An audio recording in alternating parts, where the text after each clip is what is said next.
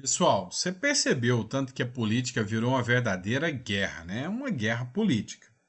E nessa guerra política há trocas de acusações, há xingamentos, há ofensas, há de tudo que você imaginar. Na campanha presidencial, então, não foi nada diferente. E tinha também as fake news, pois é, as fake news pesadas que foram divulgadas de lado da direita e do lado da esquerda também.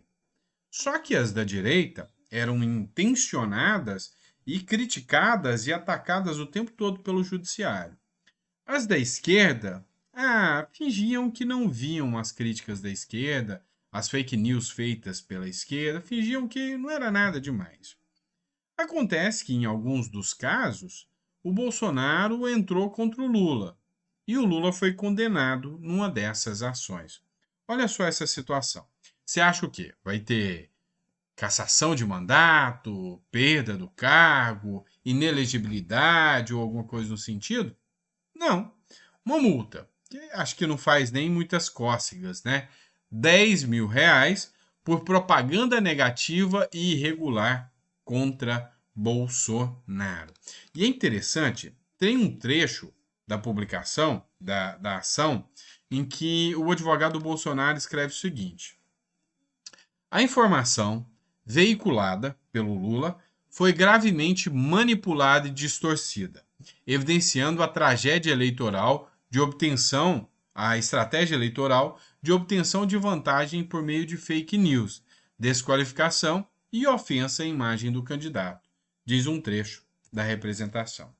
O Lula fez um monte de recorte imitando o Bolsonaro, onde ele pega um trecho onde o Bolsonaro faz uma menção ali de pessoa com falta de ar, faz trechos de fala de Bolsonaro, fez uma verdadeira edição só com as falas do Bolsonaro, distorcendo por completo e criando ali uma verdadeira fake news em vários sentidos.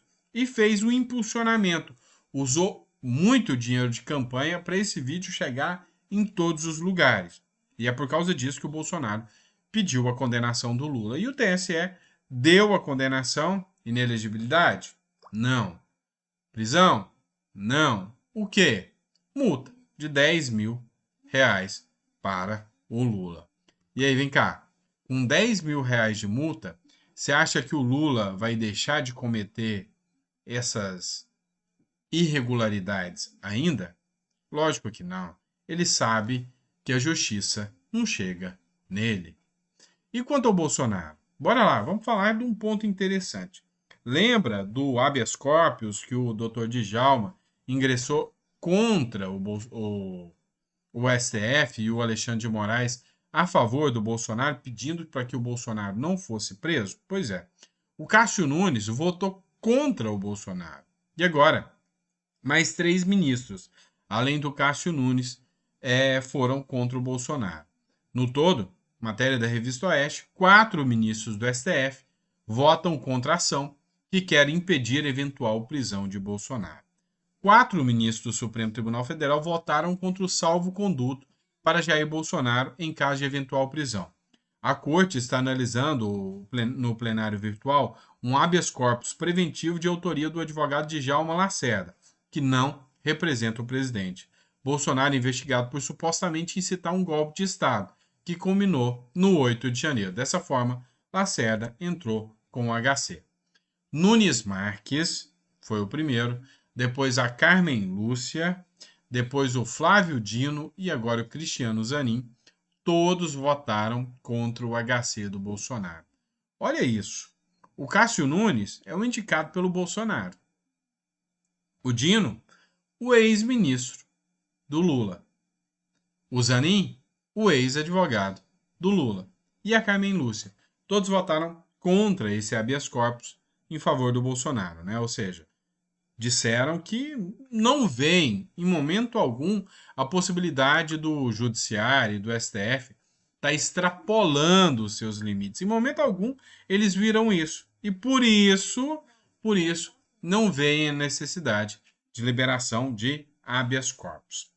Vamos lá, pessoal. Outra matéria que a gente precisa tratar com vocês aqui agora é o seguinte: o ex-ministro do Supremo Tribunal Federal, Marco Aurélio, esse tem coragem de falar aquilo que nós, aplicadores do direito, advogados, às vezes temos um pouquinho de medo. É falar que o inquérito das fake news não é um inquérito legal, que há erros gigantescos por parte do Supremo Tribunal Federal. Isso quem está dizendo não sou eu, é um ministro do Supremo Tribunal Federal e a matéria foi repostada pelo Estadão. O título da matéria é Inquérito das Fake News já começou errado ao ser instaurado pela própria vítima, o Supremo. Olha só o que disse o Marco Aurélio de Mello e entenda um pouquinho o quanto há um erro grotesco nesse inquérito instaurado pelo Supremo Tribunal Federal do ponto de vista jurídico. Eu aprendi desde cedo, Rosiane, que a coisa que começa errada tende a chegar a um ponto em que o erro será maior ainda. O inquérito começou mal. Começou mal por quê? Porque foi instaurado pela própria vítima, o Supremo. E aí nós sabemos que inquérito é instaurado por provocação da polícia ou provocação do Estado acusador, que é o Ministério Público. Mas ainda, ao invés de partir-se para algo republicano, que é a distribuição do inquérito, pensou-se a dedo o relator, o ministro Alexandre Moraes. E se desconhecendo também que o exemplo vem de cima. A repercussão nos demais patamares do judiciário é péssima. É péssima no que o Supremo, e não há um órgão acima dele para corrigir as decisões que prolata, não dá em si o exemplo em termos de organicidade do direito. Vamos resumir aqui. O inquérito que ele está falando é o inquérito 4781, mais conhecido como inquérito das fake news. Já tem 5 anos de inquérito. 5 anos em que os poderes do Supremo Tribunal Federal são literalmente supremos. Eles fazem o que eles bem entendem, com a competência que eles bem entendem. Então, mesmo que a Constituição não fale que é competência deles julgar um caso, eles falam que aquilo é fake news e fake news é competência deles. E é isso que acontece.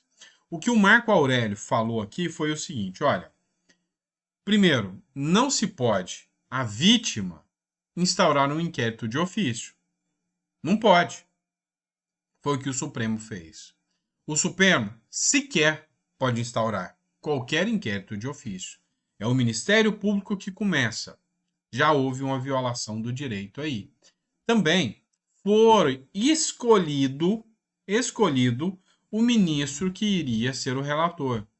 Tem um princípio no direito que ele é inarredável, sob pena de viciar todo o processo.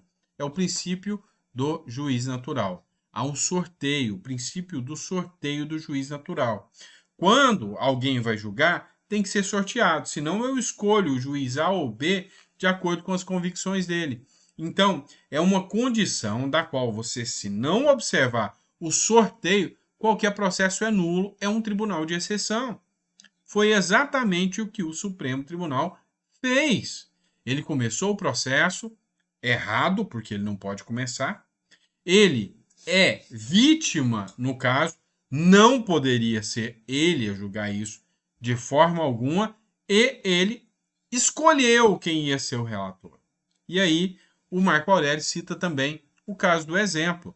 O Supremo Tribunal Federal deveria ter sido imparcial, deveria ter sido o primeiro a dar o exemplo. E, na verdade, não foi isso que aconteceu. Só mostrou que o Supremo Tribunal Federal atuou de forma política contra opositores. Lembra do nós derrotamos o bolsonarismo? Pois é, ficou escancarado depois com falas dos próprios ministros do Supremo Tribunal Federal. Vamos lá, matéria do Metrópolis agora. Lula quer projeto político petista para o Rio Grande do Sul. É engraçado que eles não têm nem vergonha de falar umas coisas dessas, né? O que acontece aqui na matéria do blog Noblar, do Noblar? O Lula vai aproveitar o momento, né? Esse momento, né? Nada delicado do Rio Grande do Sul, para tentar emplacar prefeitos petistas para que os prefeitos petistas estejam alinhados com o governo. Então vai tentar ali, de certa forma, eu acho que vai até forçar a barra um pouco, liberando recursos para candidatos petistas para fazer a recuperação do Rio Grande do Sul, para ver se melhora a barra do PT no Rio Grande do Sul e desbolsonarizar, ó, quase travei a língua, desbolsonarizar o Rio Grande do Sul. Meu amigo, o povo do Sul eu conheço. Não tem dinheiro que tire as convicções desse povo. Não tem nada que vocês possam fazer que tirem a convicção desse povo. É um povo trabalhador, um povo conservador, um povo de direita. E eu vou te falar, Lula não vai conseguir mudar a regra do jogo. Vamos lá. Tem uma jornalista, eu não lembro se é a Bela Megali, eu tenho quase certeza que sim, que ela falou o seguinte: desconfie de qualquer pessoa que faz o bem e posta o seu suposto bem. Ou seja, tira foto, posta foto, grava. Ela não quer fazer uma boa ação. Ela só quer aparecer. Pois é, eu já discordo. Boa ação chama boa ação. Acho que as pessoas têm que postar mesmo. Mas para quem fala tanto isso, pegou tão mal a Janja querer aparecer tanto, né?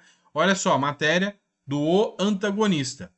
Janja faz uma pose perante a tragédia do Rio Grande do Sul. Gente, mas o que está tendo de crítica nessa foto da Janja?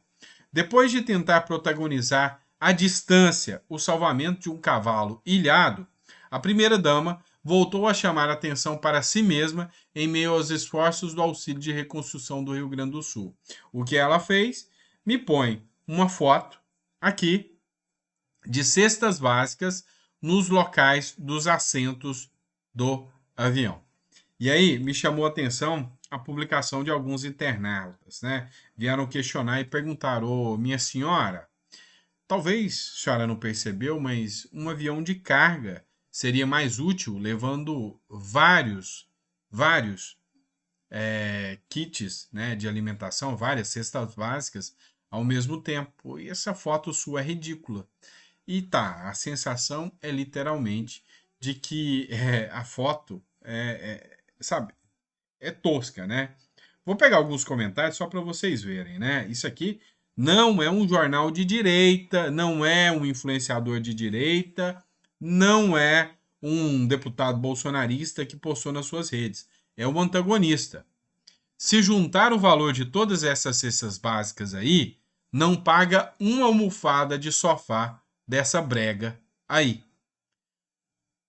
Leia Cotrim escreveu o seguinte: deslumbrada com os luxos proporcionados com o suor dos brasileiros.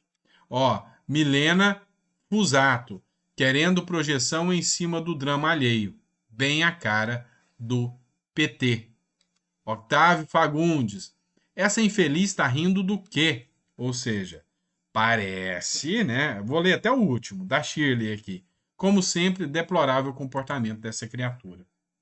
Parece que o tiro acabou saindo pela culatra. Parece que essa postagem da Janja aqui muito mais desagradou do que agradou os brasileiros.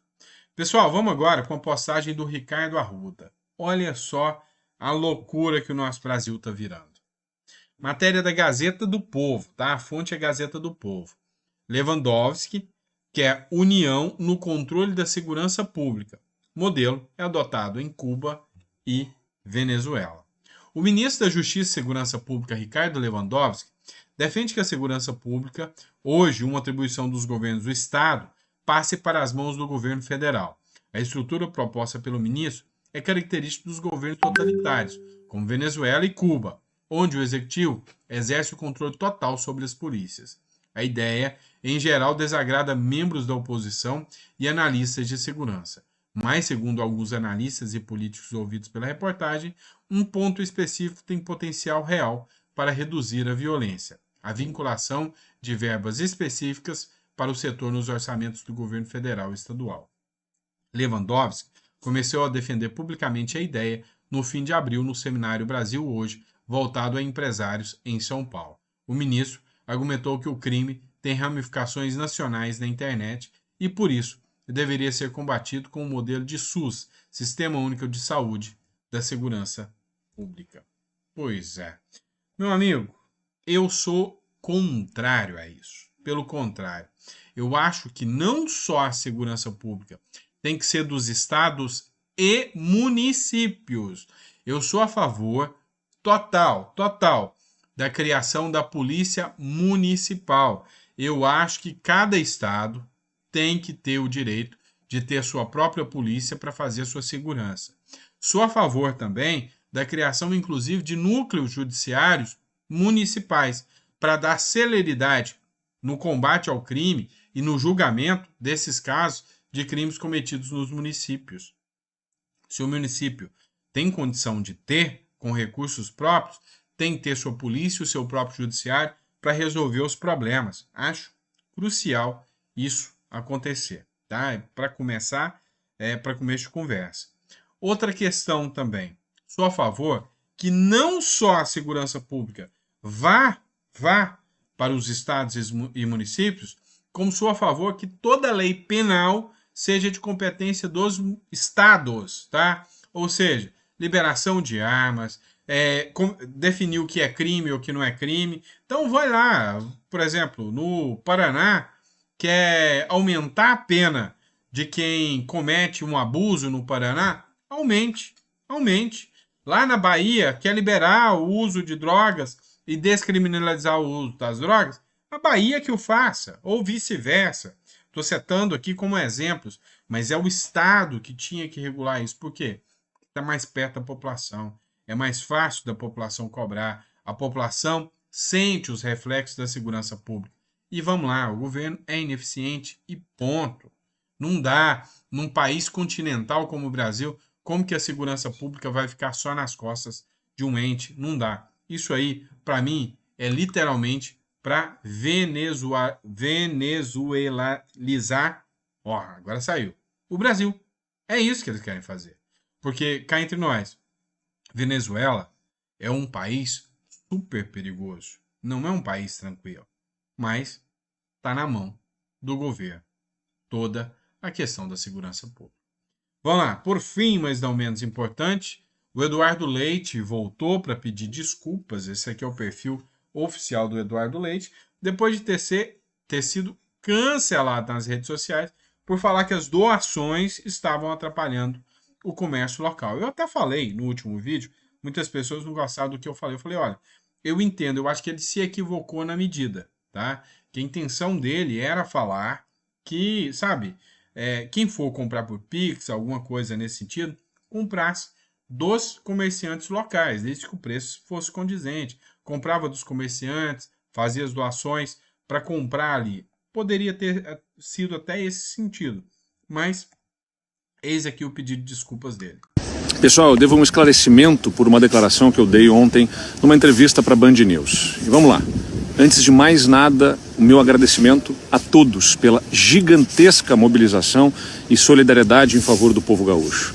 E esclarecer, em nenhum momento eu tive a menor intenção de inibir ou desprezar as inúmeras doações que o Brasil e o mundo estão fazendo para ajudar o nosso Rio Grande nessa reconstrução.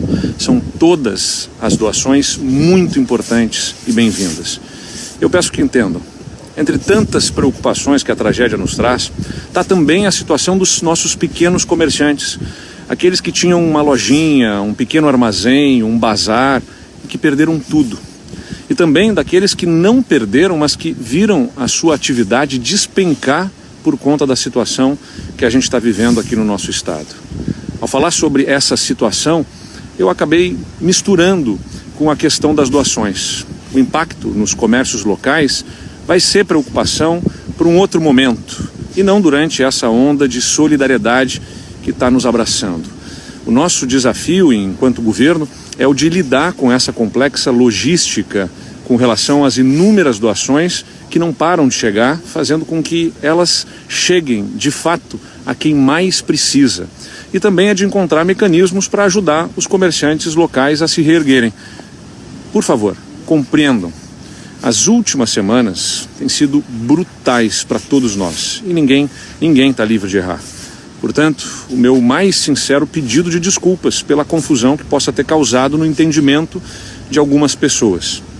Eu quero desejar a todos vocês um bom dia e que vamos focar no que mais importa, que é ajudar o Rio Grande do Sul a se reconstruir o mais rápido possível. Valeu! Vamos lá. Eu, sendo sincero com vocês, eu tenho minhas críticas aqui ao Eduardo Leite, mas a verdade é que eu gosto quando alguém errando num comentário, assim como eu já fiz várias vezes com vocês, vir aqui pedir desculpas. Então, ele reconheceu que falou besteira e pediu desculpas. O ato de pedir desculpas, principalmente para um político, é louvável quando ele realmente erra, assume que errou e pede as devidas desculpas aqui. E eu entendi, no momento em que ele vive, o erro ali, né? Embora até algumas pessoas criticaram, falaram que eu estava passando pano, mas eu entendi o contexto que ele disse aqui também, tá? Mas coloca no comentário aí. Acha que o Eduardo Leite merece as desculpas ou não por esta fala, tá? Deixando bem claro para vocês. Fechado? Abraço, pessoal. Fica com Deus. Amanhã de manhã a gente tá de volta com mais conteúdo para vocês. Abraço.